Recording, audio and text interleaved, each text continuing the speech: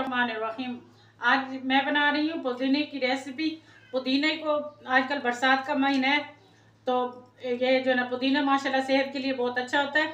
तो मैं बनाने वाली हूँ ये पुदीने का शरबत। तो इसी तरीके से मैं ये डंडियाँ जो है ना ये सारी उतार के साइड पे कर देती हूँ। पत्ते जो है ना प्लेट में रख लेती हूँ।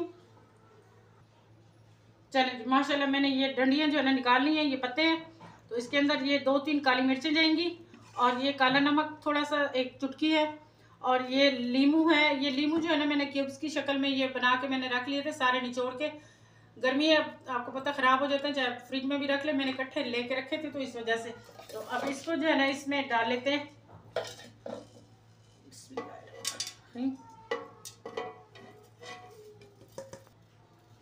ये मेरा पका हुआ पानी 1 गिलास, तो साथ ही मैं ये लीमू भी इसके अंदर ही डाल रही हूँ। चलें इनको मैं ग्राइंड कर लूँ। चलें ये मैंने ग्राइंड कर लिया। अब इसको छान के इसमें डाल लेते हैं। बिस्मिल्लाह।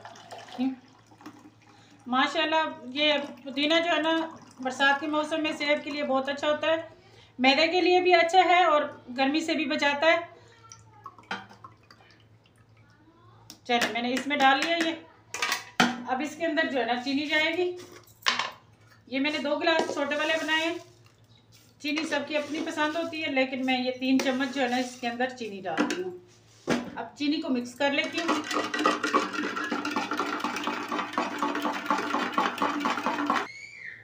चले जी, मैंने ये चीनी जो है ना मिक्स कर लिया अच्छी तरीके से। अब क्या करते हैं जी, इस गिलास में डाल लेते हैं। बिस्मिल्लाहिर्रहमानिर्रहीम।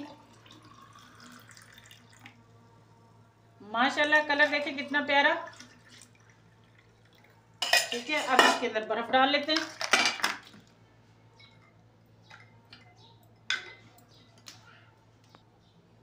चलें जी माशाल्लाह ये तैयार हो गया। चलें माशाल्लाह सुबहान अल्लाह, अल्लाह की शान।